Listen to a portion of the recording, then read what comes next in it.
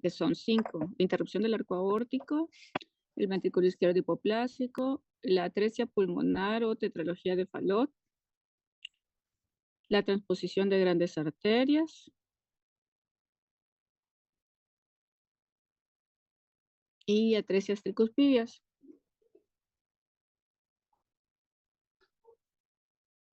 Ok, vamos a repasar ya un poquito de síndromes aórticos agudos. ¿Qué es un síndrome aórtico agudo?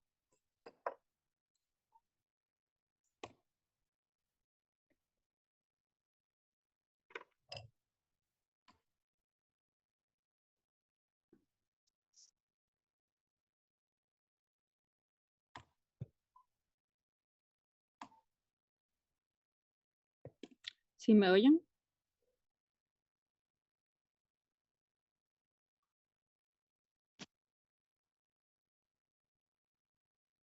Los síndromes aórticos agudos son procesos en los cuales hay debilitamiento de la capa media de la pared aórtica que puede condicionar ruptura u otras complicaciones para el paciente.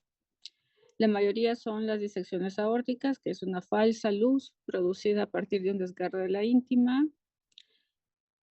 Las otras son un hematoma intraaórtico, que es que hay un sangrado entre las capas medias en ausencia de lesiones o vías de entrada. Y las últimas son úlceras penetrantes, que hay una placa aterosclerótica que se rompe y penetra hasta la capa media con sangrado perilesional. Aquí vemos más o menos el mecanismo de formación de un aneurisma disecante de la aorta torácica, en la cual hay un debilitamiento de la pared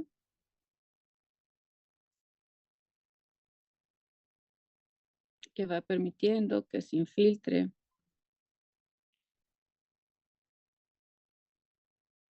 el sangrado entre las capas medias, ¿sí? Debido a eso, han establecido clasificaciones que pueden ser la clasificación de Stanford, tipo A, tipo B, y la no A ni B, en la cual está respetada la aorta ascendente. Estas ya se las saben, únicamente es un pequeño recordatorio. Los hematomas intramurales, acuérdense que es a partir de una placa aterosclerótica que va permitiendo el sangrado perilesional. Este es más como un ultrasonido donde se va viendo las úlceras, así como el sangrado intramural, ¿sí? Clínicamente, ¿cómo vamos a ver estos pacientes? Pues obviamente tienen condiciones predisponentes que pueden ser trastornos genéticos o del tejido conectivo, como el síndrome de Marfan, el de Ehlers-Danlos o el de Loeys-Dietz. Sí, es decir, que son pacientes, en el caso de Marfan, que pueden ser muy altos, delgados, con escoliosis, con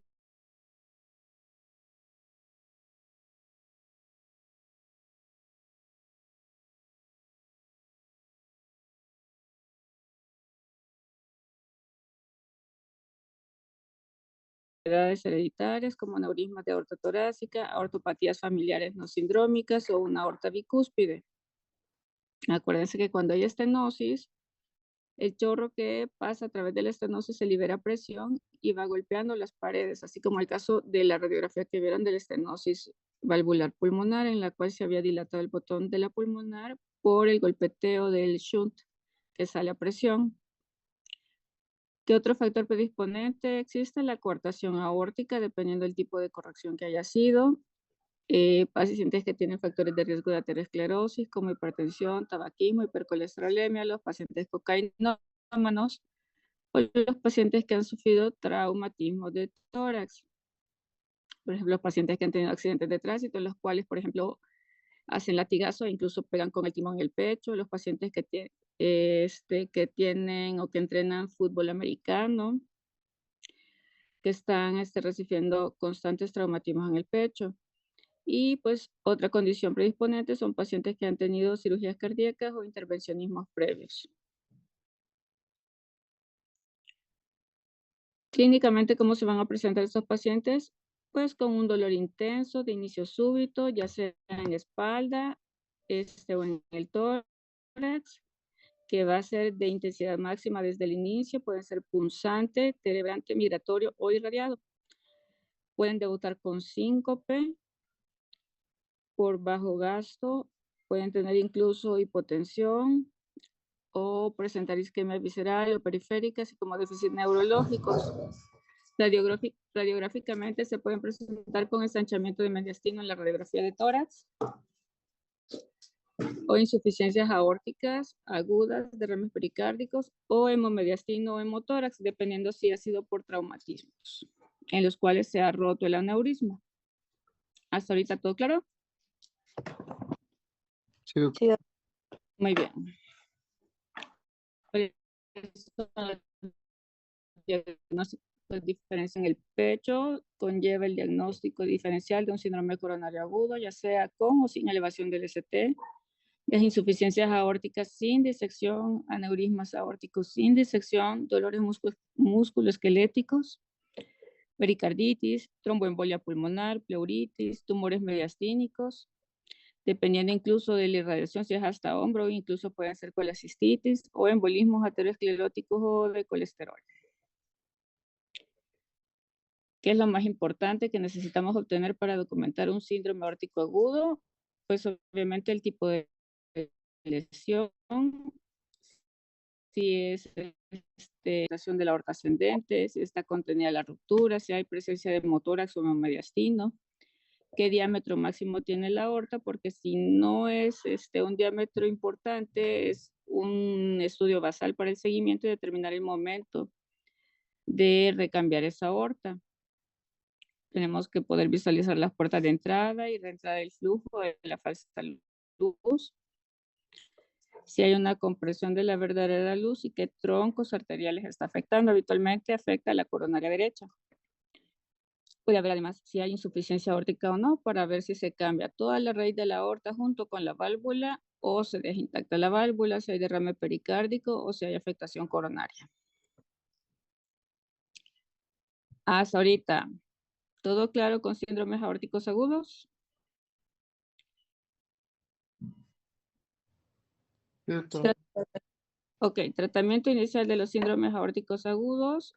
Si no es un aneurisma que está con un sangrado importante en ese momento, beta bloqueadores, disminuir la presión arterial,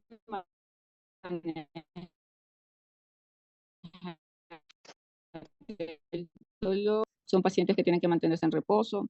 E incluso cuando hay aneurismas importantes, el traslado debe ser cuidadoso, incluso si se va a trasladar por vía aérea, porque no toleran tanta vibración o tantos hertz y se pueden romper. Entonces, por ejemplo, no siempre son pacientes que se pueden trasladar por helicóptero, algunos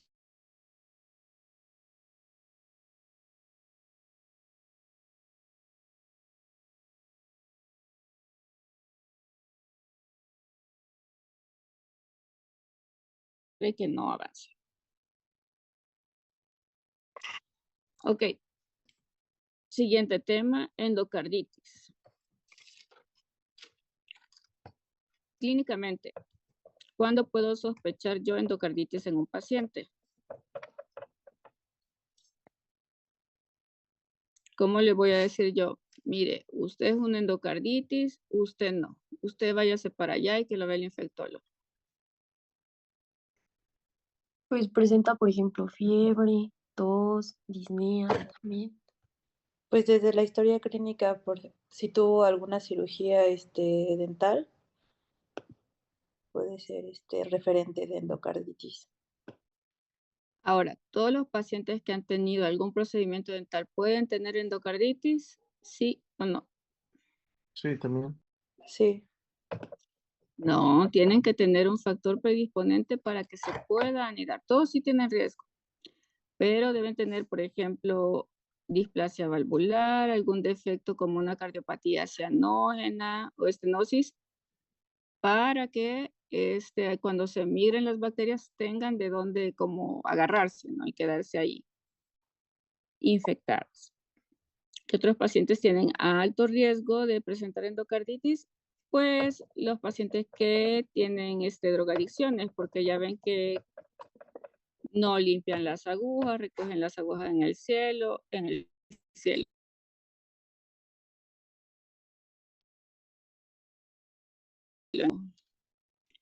Como claras esas medidas de asepsia, ¿no? Incluso comparten agujas.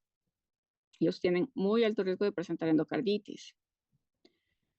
Igual aquellos pacientes que tienen algún daño valvular o que han tenido prótesis valvulares también tienen riesgo de presentar endocarditis. Clínicamente, pues obviamente va a ser fiebre de cuántos días de evolución para que considerarse como sospecha de endocarditis. Se los voy a dejar de tarea. Tiene que ser fiebre de fuerte intensidad, que no mejora. Tiene que tener el paciente signos de compromiso del estado general. Habitualmente presentan un soplo cardíaco que no se escuchaba antes o un nuevo soplo. El soplo cambiante no es tan frecuente. Pueden tener incluso embolismos cerebrales. Algunos tienen esplenomegalia. Pueden llegar a tener petequias. Y también puede presentar embolismos arteriales. Es decir, si la válvula infectada, por ejemplo, es mitral o aórtica, pues los émbolos sépticos que se desprenden de las válvulas van a ir a dar a las arterias. Pero, pues obviamente los signos más frecuentes van a ser fiebre, un soplo cardíaco y el siguiente, el soplo de novo.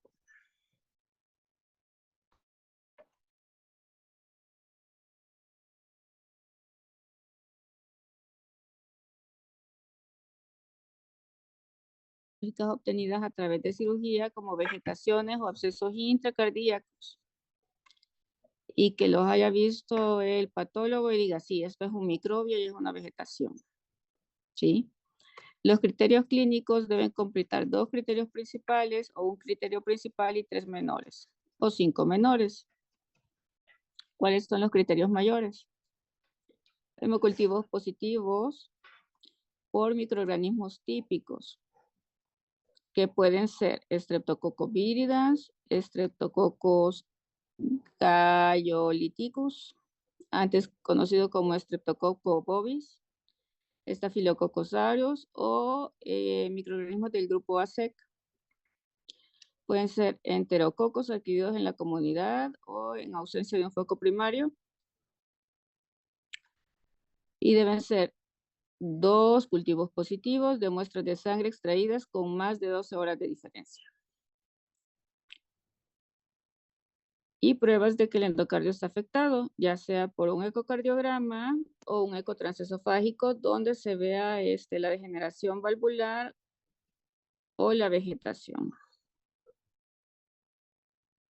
Esos son los criterios principales. Y los criterios menores, pues obviamente va a haber predisposición, ya sea una cardiopatía predisponente, consumo de drogas por vías intravenosas, fiebre mayor de 38 grados centígrados, con fenómenos vasculares como embolias arteriales importantes, infartos pulmonares sépticos en el caso que la válvula afectada sea del lado derecho, aneurismas micóticos, hemorragias intracraneales, hemorragias conjuntivales y o lesiones de Hannaway.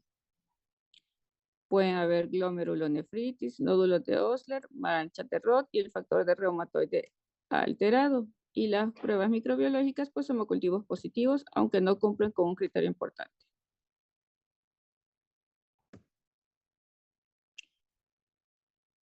Entonces, endocarditis confirmada, pues obviamente lesiones patológicas o vegetaciones,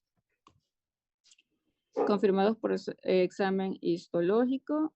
Endocarditis infecciosa posible es una persona que tiene un criterio principal y un criterio menor o 3 criterios menores. El diagnóstico de endocarditis infecciosa descartada quiere decir que hay un diagnóstico alternativo que explica los signos que tiene el paciente en los que se sospecha la endocarditis infecciosa o hay resolución de la endocarditis infecciosa con tratamiento antibiótico durante menos de 4 días. Es decir, por ejemplo, yo tengo un paciente que ya tenía 5 días de fiebre, con compromiso del estado general, y lo ingresan como una sospecha de endocarditis porque le escucharon un soplo y la mamá de este paciente, que ya tiene como 30 años, pero todavía vive con los papás, dice que jamás le habían dicho que él tenía un soplo, que eso jamás se lo habían ocultado. Y entonces se queda como una sospecha de endocarditis. Pero casualmente le ven que tiene una infección de vías urinarias importante y empieza con tratamiento. Sí, entonces, quieras o no, tenemos clínicamente un criterio principal, que es un soplo auscultable y la fiebre. Entonces tenemos una endocarditis infecciosa posible. Pero le empezaron a poner ceftriaxona porque tenía un general de orina con leucocitosis y lleva 3 días y ya no tiene fiebre, ya no tiene soplo. Entonces, eso constituye una endocarditis infecciosa descartada. ¿Sí? Otra endocarditis infecciosa descartada es cuando se petateó el cristiano y vieron que de plano no tenía vegetaciones. Ya, queda descartada. ¿Hasta ahorita todo claro? Sí, doctora. Ok. Microorganismos ASEC, ¿cuáles son? Hemófilos influenza, el Hemófilos apropilus y Cardiobacteria hominis, ¿no? Hemophilus influenza, Acinetobacter. ¿La K de qué es? ¿Y la E? Klebsiella Klebsiella. kinnai. Klebsiella. Ok. Siguiente tópico. Vamos a pasarnos un poquito a tromboembolismo. ¿Qué es importante que yo debo reconocer en los pacientes como factores de riesgo y que obviamente no van a ser modificables con los pacientes? Número 1, edad avanzada. Número 2, enfermedad arterial. Número 3, cirugías, traumatismos o inmovilizaciones recientes, incluidos EBCs, falla cardíaca congestiva, EPOC, infecciones agudas, transfusiones de sangre. Por ejemplo, los pacientes renales que se les pone estimulante de la eritropoyetina o eritropoyetina, pacientes que tienen inflamación crónica, ya sea de, por ejemplo, enfermedades intestinales o pacientes con problemas reumatoideos, la contaminación atmosférica, viajes en avión de larga distancia. ¿Por qué? Porque tienen que llevar mucho tiempo sentados, pacientes que estén embarazadas o con anticonceptivos orales o tratamiento de restitución hormonal, aquellos pacientes que tengan marcapasos o ocupen electrodos, son como cuerpos extraños que pueden quedar adentro del atrio y generar trombosis. Aquellos pacientes que tienen estado de hipercoagulabilidad, como déficit de antitrombina C, déficit de proteína C y de proteína S o síndrome de anticuerpos antifosfolípicos. Eso es muy importante que lo identifiquen sus pacientes. Así también para qué sirven las escalas. Acuérdense que PAGUA sirve para predecir el riesgo de trombosis en pacientes ingresados. PESI, ¿para qué sirve? Para establecer la probabilidad de un tromboembolismo y el riesgo de muerte.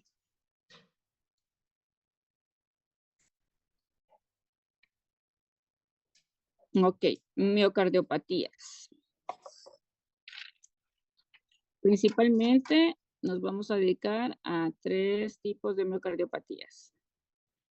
Uno, la dilatada, en la cual hay una contractilidad reducida, cardiomegalia radiológica, pero a pesar de que tiene hipertrofia de los miocitos, hay fibrosis en el miocardio y eso va alterando la contractilidad.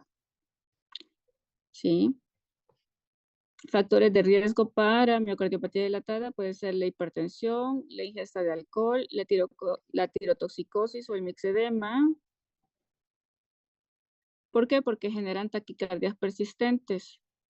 Entonces van generando fibrosis y cicatrices. Por ejemplo, los pacientes que han tenido quimioterapia con antraciclinas pueden generar a largo plazo miocardiopatía dilatada, así como los que han recibido radiación. ¿Sí? Entonces, la presentación clínica va a ser como las de la falla cardíaca izquierda de manera inicial. Punto de máximo impulso desplazado, taquicardia, disnea, es el síntoma predominante. ¿Qué otros pacientes pueden llegar a presentar miocardiopatía dilatada? Aquellos pacientes que tienen distrofías musculares. Acuérdense que las distrofías musculares es una destrucción crónica del músculo, tanto estriado como cardíaco. Entonces, eventualmente van a ser miocardiopatías dilatadas. Las miocardiopatías restrictivas, ¿cuál va a ser su característica principal? Pues el tamaño de las cámaras va a ser normal, van a tener contractilidad normal. Sin embargo, la mayoría de cardiopatías restrictivas tienen infiltración de otros materiales. En el caso de la amiloidosis, la esclerodermia, ¿sí? ¿Cómo se llama este otro? Se me acaba de olvidar. Ya me voy a acordar, ¿sí? Pero esos cuerpos, por ejemplo, en la amiloidosis, van infiltrando el músculo cardíaco y lo vuelven rígido. Sí se contrae, pero no se relaja. Es como un miocardio muy, muy duro. Enfermedad gauchera, era que se me había olvidado. Así como la hemocromatosis. Entonces tienen una buena FEBI normal, sí, pero un patrón de relajación muy alterado. Entonces, como es una cavidad dura, todo el flujo se va a regresar hacia los atrios. Van a ser ventrículos normales con atrios grandes. Y pues obviamente el síntoma predominante va a ser la disnea.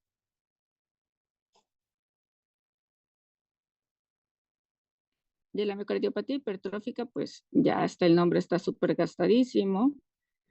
Van a tener cámaras reducidas o normales con una función sistólica aumentada o normal. Puede estar aumentada porque las cavidades ventriculares van a quedar pequeñitas, ¿sí? Obviamente hay hipertrofia de los miocitos sin depósitos infiltrativos como en la restrictiva. Pueden tener disfunción diastólica y las condiciones que pueden ser predisponentes va a ser más que todo la hipertensión sistémica. También pueden ser congénitos y pueden estar asociados a otros síndromes, como el síndrome de Noonan o la ataxia de Friedreich. Los síntomas de la miocardiopatía hipertrófica pueden ser igual a disnea, palpitaciones, sin embargo, lo más importante pueden ser las taquicardias ventriculares y que tienen un alto riesgo de muerte súbita. Entonces es importante en estos pacientes buscar factores de riesgo de muerte súbita. Por ejemplo, un paciente con hipertrofia miocárdica que además tiene, por ejemplo, un paciente joven que además su papá falleció a los 35 años de un paro cardíaco haciendo ejercicio en menos de 1 hora. Es un paciente que tiene una muerte súbita familiar. Entonces, es un paciente que puede ser candidato a un desfibrilador autoimplantable, siempre y cuando se completen sus estudios diagnósticos.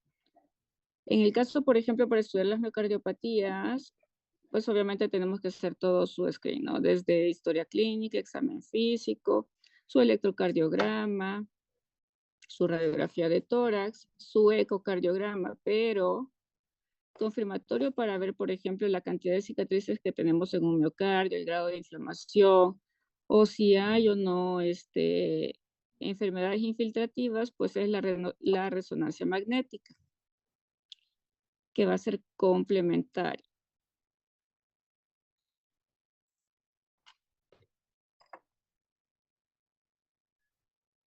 Ah, caray, se me filtró esta. Una disculpita. Vamos a revisar ahorita todo lo de miocardiopatías y regresamos a la endocarditis, ¿sí? Entonces, ¿qué factores de riesgo vamos a investigar en los pacientes con muerte súbita?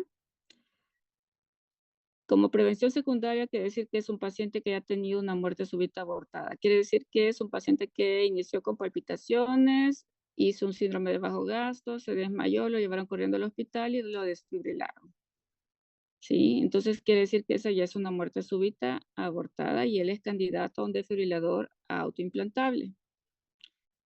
¿Qué otros marcadores de riesgo? Pues antecedentes familiares de muerte súbita familiar, que tenga síncopes recientes y que no se expliquen por otra razón que no sea una arritmia, que tenga taquicardias ventriculares no mantenidas o que sean repetitivas o que tenga hipotensión como respuesta atenuada a la presión arterial al ejercicio. Cuando nosotros lo ponemos en una banda de esfuerzo, nosotros esperamos que eleve la presión hasta cierto grado. Si tolera la banda de esfuerzo, pero no tiene una buena respuesta presora, quiere decir que hay allí algo que me está predisponiendo a un bajo gasto. Las cavidades ya están muy chiquititas y por eso no me genera una buena presión. Que tenga una hipertrofia masiva del ventrículo izquierdo con un espesor de la pared de más de 30 milímetros. O en el caso que hagamos nosotros una resonancia, tenga un realce tardío, que quiere decir que la irrigación está muy, muy disminuida. ¿Qué otros grupos, ya teniendo en cuenta los ecocardiogramas, van a ser grupos de riesgo? Aquellos que la FEBI sea menor del 50% y que ya en lugar de estar hipertrófica, ya está lleno de cicatrices y ya está comprometida la fracción de eyección. O aquellos pacientes que han desarrollado un aneurisma apical y múltiples cicatrices. Entonces, quiere decir que si yo tengo un paciente que aunque no haya tenido una taquicardia ventricular sostenida, pero sí tiene una hipertrofia del ventrículo izquierdo, o que no ha hecho una muerte súbita él, pero tiene, por ejemplo, un abuelito, un papá, que sí tiene un antecedente de muerte súbita, tiene indicado como prevención primaria un desfibrilador autoimplantable. No le voy a decir, no, ¿sabe qué? Tiene que hacer una muerte súbita, tiene que dar el salto con San Pedro y regresar para que yo le pueda poner su DAI. No, lo tiene indicado desde el principio. ¿Sí? Hay quienes piensan que si tiene una taquicardia ventricular sostenida, no se puede poner el DAI hasta que no se estabilice. Sí se ocupa para estabilizar este tipo de pacientes. Ok, cuando pasamos a hablar de las miocardiopatías restrictivas, pueden ser infiltrativas, en el caso de la amiloidosis, que es la causa más frecuente de miocardiopatías restrictivas, puede ser la sarcoidosis, la enfermedad de Gaucher, pueden ser por enfermedades de depósito como la hemocromatosis, la glucogenosis, o pueden ser restrictivas por fibrosis endomiocárdica, síndromes hipereosinofílicos, que son pacientes que tienen elevación importante de los eosinófilos y eso van causando fibrosis. Pueden ser lesiones por radiación o por efecto tóxico de las antraciclinas o por fármacos que causan endocarditis fibrosas como la serotonina, la ergotamina. En el caso de los pacientes que tienen muchas migrañas, ya ven que les dejan ergotamina. Sí. Y las no infiltrativas, pues que son los pacientes que tienen esclerodermia, pseudosantomas elásticos y miocardiopatías diabéticas.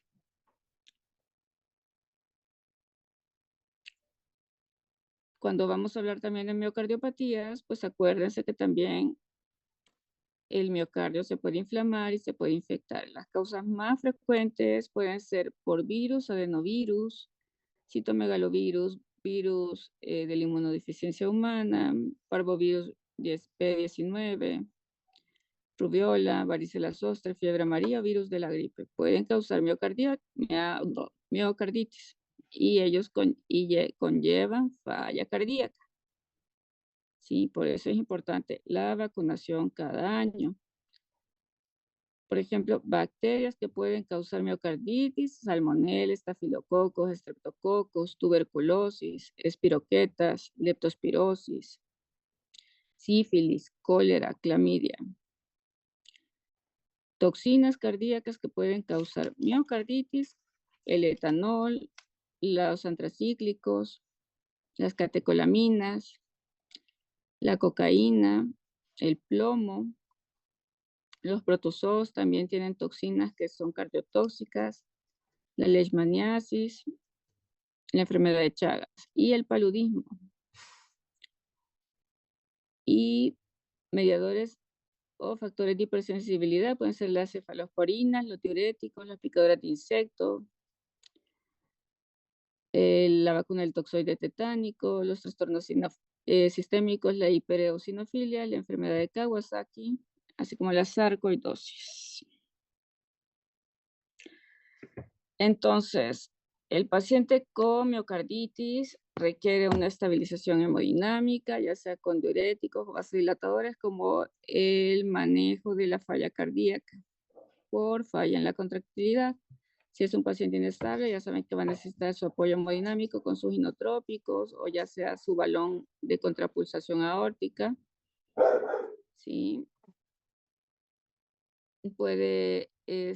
Hay que darle tratamiento para evitar la remodelación por la cascada neurohormonal de la falla cardíaca que se desencadena, ya sea inhibidoras de la enzima de las IACAS. Ya tengo sueño, una disculpita. Los betabloqueadores o los antagonistas de la aldosterona. Y pues obviamente su seguimiento va a ser con ecocardiogramas para ver la función ventricular, resonancias magnéticas para ver cómo queda la cicatrización de ese miocardio, para valorar si su función ventricular persiste por debajo del 35%, puede considerarse candidato a un desfibrilador autoimplantable. Si a pesar del apoyo hemodinámico el paciente continúa inestable, podemos considerar ocupar inmunoterapia, ya sea esteroides, aciatopina, interferones, ¿sí? Y si a pesar de eso continúa inestable, puede ser candidato a ECMO o asistencia mecánica o trasplante cardíaco porque ese corazón ya se echó a perder. Ahora sí. Volvemos a endocarditis. ¿Cuál va a ser un paciente con sospecha que tenga bajo riesgo inicial? Es un paciente que tiene una fiebre inexplicable, que tiene un soplo crónico, que no tiene válvulas protésicas y que no tiene estigmas de endocarditis infecciosa y no tiene anatomía de riesgo. Un paciente de alto riesgo va a ser aquel paciente que presenta un soplo de nuevo significativo, es decir, no es por la circulación rápida de la sangre en el corazón. Es un paciente que presenta un nuevo episodio de insuficiencia cardíaca, que puede tener válvulas protésicas o que tiene estigmas de endocarditis infecciosa o que ya ha tenido endocarditis infecciosa. Algún paciente que tiene una cardiopatía congénita compleja, como esas ensaladas que les he platicado, ¿no? O que ha tenido hemocultivos positivos a Staphylococcus aureus. Por ejemplo, si el riesgo inicial del paciente es bajo, podemos hacer un ecocardiograma transtorácico de manera inicial y si las imágenes son limitadas o tenemos hallazgos de alto riesgo como vegetaciones grandes, insuficiencia de grado 3 o 4 valvular o disfunción del ventrículo izquierdo nueva, vamos a considerar hacer un ecocardiograma transesofágico para lograr definir bien las lesiones. Entonces, si el ecocardiograma transesofágico es positivo para endocarditis, pues obviamente su tratamiento y valorar su recambio valvular. ¿Cuánto tiempo va a ser el tratamiento mínimo de una endocarditis infecciosa?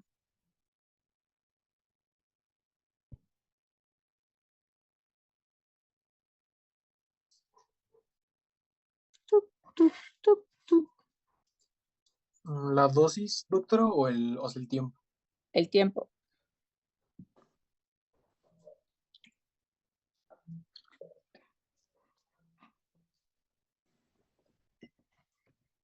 ¿Podrían ser 3 semanas? Mínimo 3 semanas y máximo.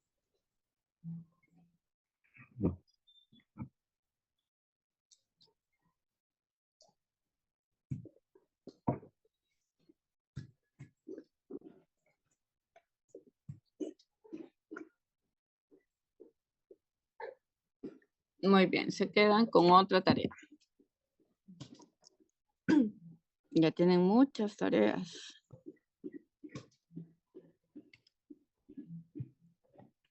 Ok, cuando hablamos de síncope,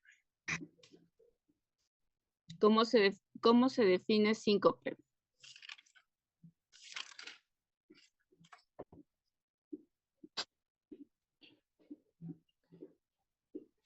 Pérdida del estado de conciencia o conocimiento o tono muscular, transitorio y autolimitado. Ok. Y la fisiopatología principal tiene que ser por hipoperfusión cerebral. ¿Sí? Entonces, las características de un síncope, pues obviamente tiene que ser que es de segundos de duración.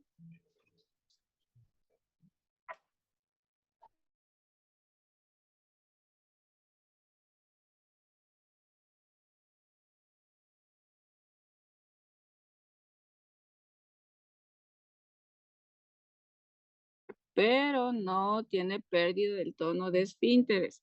Y es un paciente, ¿va a tener amnesia o no va a tener amnesia del evento sincopal?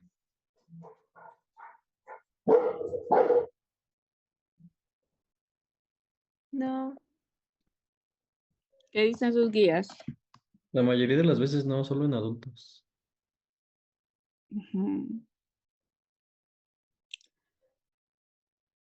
Y que pues obviamente no va a tener movimientos anormales. Entonces, diagnósticos diferenciales, ¿cuáles van a ser? Convulsiones. ¿Qué otra cosa?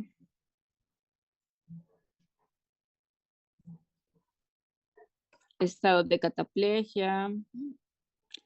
Pacientes con problemas neurológicos. ¿Qué es lo que a nosotros nos interesa del síncope? Establecer aquellos pacientes que son de alto riesgo o que pueden tener un origen cardíaco. ¿Por qué? Porque esos son los que sí se pueden morir. Los otros ahí se pueden andar cayendo y que tomen agua y ahí siguen por la vida. ¿Sí? Entonces, aquellos pacientes que nosotros vamos a hospitalizar porque se sincopearon o se desmayaron es aquellos que tienen una cardiopatía estructural grave, ya sea una estenosis, una insuficiencia cardíaca o con un FEBI baja, o aquellos que han tenido un infarto de miocardio previo. Aquellos que sugieran, por ejemplo, que el síncope fue precedido de palpitaciones y que nos estén indicando el inicio de una arritmia. Si se desmaya durante el esfuerzo o estando acostado también. ¿Por qué? Porque no tiene mayor relación con el cambio de presión. Si tiene antecedentes familiares de muerte súbita o es un paciente que ya ha tenido taquicardias ventriculares no sostenidas o tiene anormalidades electrocardiográficas como bloqueos, bradicardias sinusales graves o que tiene un QT largo o un QT demasiado corto. Si tienen anemias graves u otras comorbilidades, así como anormalidades electrolíticas importantes. Cualquiera que tenga, por ejemplo, anormalidades en el electrocardiograma, sospecha de cardiopatía estructural grave, o que la historia nos esté hablando que es un paciente que probablemente inició con una arritmia, es un paciente que tiene que ser hospitalizado para estudiarse su síncope.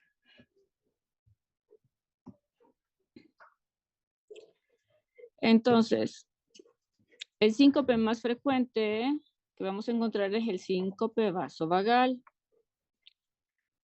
que se puede desencadenar por dolor, miedo, permanecer de pie o aquellas personas que, por ejemplo, están mucho tiempo de pie y empiezan a presentar sudoración, palidez, náusea y tiene pródromos. Entonces el paciente sabe cuándo se va a desmayar. Ese es vasovagal. ¿Sí? Por ejemplo, el síncope situacional puede ser, por ejemplo, después de toser, aquellos pacientes que van al baño o algún dolor hace que se vasodilaten y se desmayen. El síncope que tiene hipotensión ortostática es el paciente que está mucho tiempo de pie, por ejemplo, esos niños que están en las formaciones bajo el sol y se empieza a bajar la presión y se desmayan.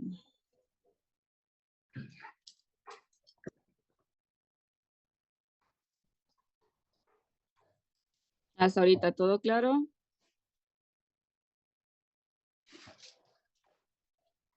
Sí, Sí, doctora. doctora, gracias. Muy bien. Entonces, síncope reflejos pueden ser durante las comidas o después de comer, después de estar mucho tiempo de pie. Los pacientes, por ejemplo, que van a misa y están muy calientes, por ejemplo, las misas de Año Nuevo, ¿no? Está todo el mundo parado, el calor, el desvelo y se desmayan. Y entonces se van a desencadenar por palidez, sudoración, náusea, vómitos. Los síncopes que son debidos a hipotensión ortostática, pues van a estar mucho tiempo de pie, o pueden ser después de comer. La gente que se empieza a sentir mal, incluso el mal del puerco, obedece a hipotensiones postprandiales. Y lo que más nos interesa son descartar los de origen cardíaco. Esos son los que van a ingresar. Estas causas, aquellos pacientes que tienen embolia pulmonar, hipertensión pulmonar o sospecha, se ingresan. Hasta ahorita se nos queda algo por fuera.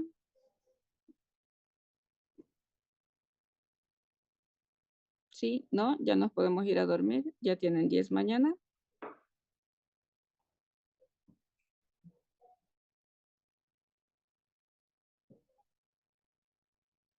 O podemos llorar todos juntos todavía. Mejor eso.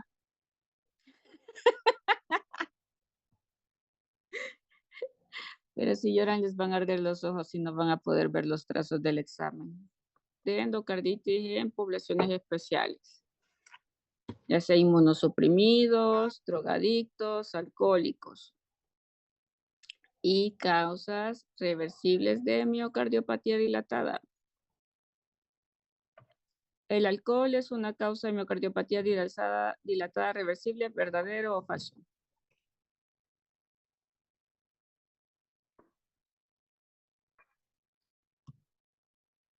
¿Verdadero? Sí, sí es reversible.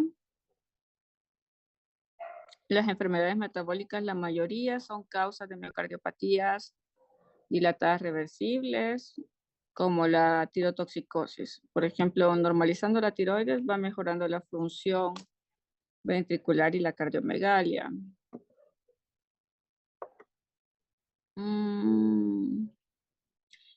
Y ya solo les queda leer embarazo y cardiopatía. Por favor, estudien, ya no quiero estar haciendo ordinarios. ¿Cuántas preguntas van a venir, doctora? Miles de millones.